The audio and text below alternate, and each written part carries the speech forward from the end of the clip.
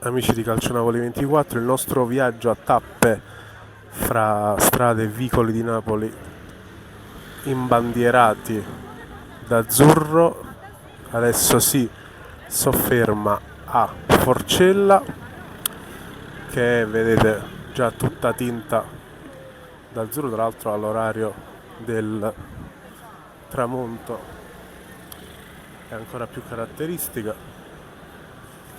Dai palazzi, da un palazzo all'altro, ci sono questi teli bianchi e azzurri. Questa pizzeria ha messo questa molto caratteristica gigantografia, questo cartonato di Maradona in cui si può fare le foto, e vedete qui altri altri altre bandiere, altri gesti d'affetto verso la squadra partenopea, nonché lo striscione 11 leoni.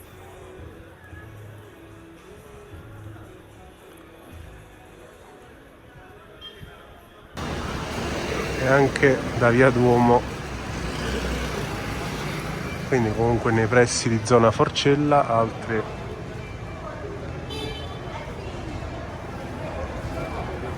drappi bianchi e azzurri da un.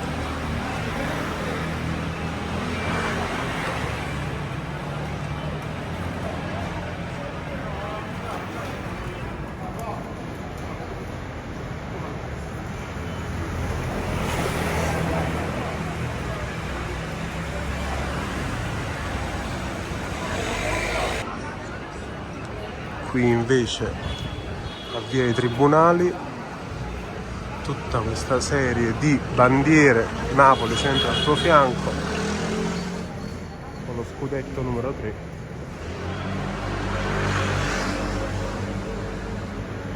bandiere che si prolungano per tutta la durata tutta la lunghezza della strada.